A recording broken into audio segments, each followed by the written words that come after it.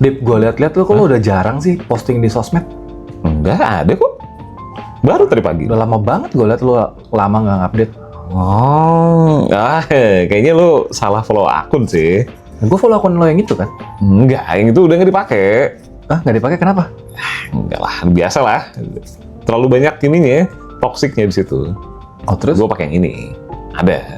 Kenapa nggak lo pakai dua-duanya? Nggak boleh, Kram. Satu orang satu akun sekarang. Peraturan dari mana? Makanya nih, kita mainin aja kartunya.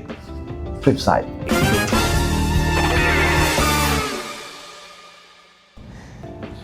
Nih, Kram. Kalau satu orang cuma punya satu akun, lebih minim hoax dan disinformasi. Ikram, kemarin lu kan kayaknya baru kena serangan dari akun bot. Lu kira itu orang beneran? Ternyata itu kagak ada orangnya. Itu gara-gara kebanyakan orang bisa megang banyak akun media sosial. Terus belum lagi banyak lagi kalau lu masuk ke grup-grup keluarga, banyak banget berita bohong, ujaran kebencian. Belum lagi kasus-kasus disinformasi yang makin belakangan ini. Kalau bisa dibatasin akun media sosialnya, pelacakan sumber hoax itu jauh lebih mudah, Kram. Iya, tapi satu orang satu akun itu juga bisa berpotensi untuk menghambat penyebaran informasi positif. Dosen Kebijakan Media dan Komunikasi FISIP UNER, Titik Puji Rahayu mengatakan, media sosial itu bukan hanya ladang hoax, tapi juga tempat penyebaran informasi yang bermanfaat. Menurut dia, kalau kita berpikir bahwa mengurangi akun-akun akan mengurangi juga penyebaran hoax, maka itu seolah-olah berpikirnya itu bahwa satu akun hanya dapat menyebarkan satu hoax. Padahal satu akun bisa juga menyebarkan ratusan atau ribuan hoax.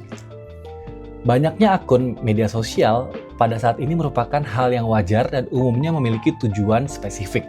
Misalnya, satu sisi, mereka punya satu akun yang memang mereka tujukan untuk merepresentasikan citra profesional, atau di sisi lain mereka juga punya akun yang sifatnya untuk pertemanan, di mana mereka lebih lugas menyampaikan apa yang mereka mau utarakan apa adanya. Sistem satu orang satu akun itu bisa ningkatin akuntabilitas sama tanggung jawab pemilik akunnya. Kalau satu orang hanya punya satu akun per orang, ini bukan ngomongin generasi ya yang pengen punya banyak akun atau akun alter, tapi tanggung jawab individu itu jauh lebih besar dari setiap konten yang mereka naikin, Kram. Nih, nggak bisa sembarangan upload berlindung di balik topeng anonim. Nah, itu kan potensi kerugiannya jauh lebih banyak. Ada cyberbullying, penipuan lah. Kalau satu orang satu akun, pasti pada berpikir dua kali buat posting yang enggak. Atau setidaknya mikir-mikir kalau mau posting yang berisiko. Kalau tujuannya memang soal menghambat penyebaran hoax, maka pembatasan satu orang satu akun ini belum menyentuh akar masalah. Kebijakan satu orang satu akun ini dinilai belum menyentuh akar masalah. Apalagi fakta menunjukkan bahwa persebaran hoax mayoritas disebabkan oleh bot, bukan akun organik milik manusia. Jadi, yang banyak menyebarkan hoax itu biasanya adalah bot. Lantas kenapa yang dihukum justru manusia betulan? Daripada membatasi, ada sebuah solusi yang lebih mendasar berupa edukasi misinformasi kepada masyarakat, sehingga mereka tidak mudah tertipu oleh bot-bot tadi. Kemarin katanya lu hampir kena penipuan online.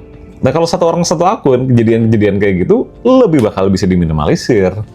Ini masih nyambung yang pertama sih, Kram. Lu hampir kena penipuan online. Dan si penipu itu, lu cari kemana-mana, gak ada kan orangnya. Kemana dia?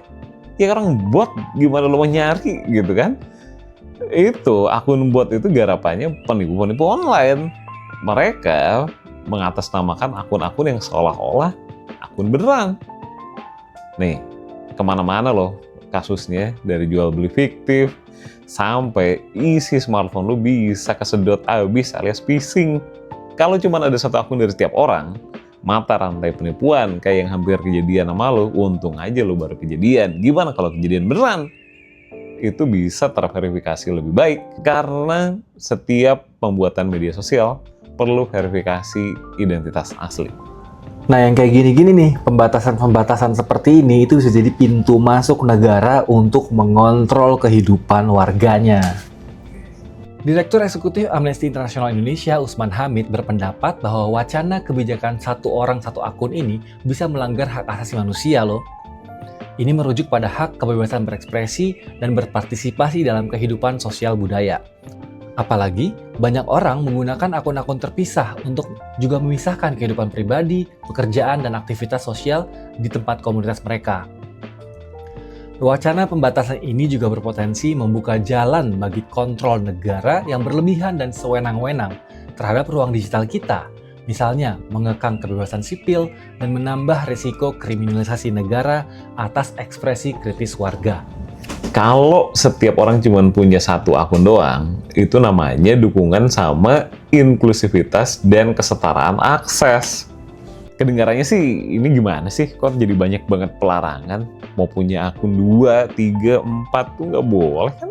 Nggak ngerugiin siapa-siapa. Nah, sinilah bagian dari implementasi teknologi yang lebih merata di semua lapisan masyarakat. Pemerintah bisa mastiin setiap warga negara itu punya akses digital yang terverifikasi, Kram.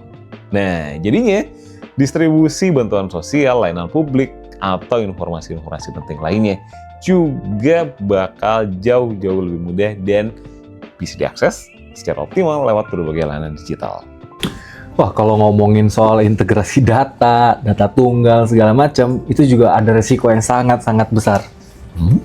Direktur Kebijakan Publik Raksha Initiatives, Wahyudi Jafar, juga meragukan bahwa wacana kebijakan satu orang satu akun ini bukan sekedar mengatasnamakan memerangi disinformasi dan hoaks, tapi juga berhubungan dengan wacana integrasi satu data tunggal, baik finansial maupun non-finansial. Integritas data tunggal ini yang akan berbasis NIK kita, itu juga punya risiko yang besar.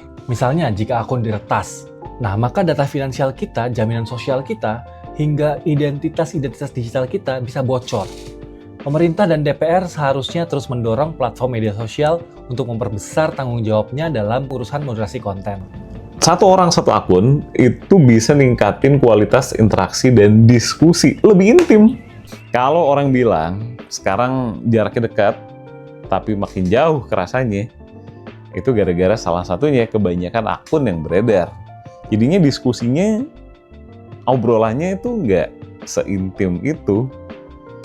Belum lagi kalau pada pakai akun anonim, telur-teloran lah. Itu kan interaksi kayak interaksi sama siapa sih, sama telur gitu. Belum lagi kalau lagi komen-komen dijawabnya sama bot. Lagi-lagi nih, telur sama bot itu buah dari mana? Kebanyakan akun. Kalau itu diatur sama kebijakan, ini bisa nyiptain ruang digital tuh yang lebih sehat, lebih intimate, dan kehangatan itu nggak lagi kayak ada temboknya, meskipun kita sama-sama pengguna aktif teknologi. Nah ini kan berlawanan. Satu sisi katanya pengen transformasi digital, tapi di sisi lain satu orang cuma boleh satu akun. Gimana sih? Model bisnis, pola pikir, dan pola kebijakan pemerintah yang seperti ingin membatasi kebebasan berekspresi berpotensi kontraproduktif terhadap semangat transformasi digital. Pemerintah seharusnya menjauh dari pendekatan yang berkompetisi dengan atau membatasi masyarakat. Pemerhati tata kelola internet, Bredipta Socarana, mengatakan seharusnya pemerintah memberikan ruang kebebasan bagi masyarakat untuk berkembang secara mandiri dan bertanggung jawab, bukan membatasi dan tidak memberikan kepercayaan. Jangan lupa, kewenangan dan kekuasaan pemerintah itu sumbernya dari rakyat loh. Berdasarkan laporan dari Freedom on the Net yang dirilis oleh Freedom House dari Amerika Serikat pada pertengahan 2024, kebebasan internet secara global telah mengalami tren penurunan selama 13 tahun berturut-turut. Laporan tadi mengukur negara berdasarkan 3 aspek perkembangan digital, yaitu hambatan akses, batasan kontrol, dan pelanggaran hak pengguna. Jadi gimana Stancers? Kalian lebih setuju dengan kebijakan satu orang hanya boleh punya satu akun media sosial? Atau ya kayak sekarang, bebas mau punya 1 juta akun juga boleh? Kalau kalian setuju, ikut di flip. Kalau nggak setuju, side. Jangan lupa like dan subscribe semua channel media sosial The Stance di seluruh channel-channel media sosial kami.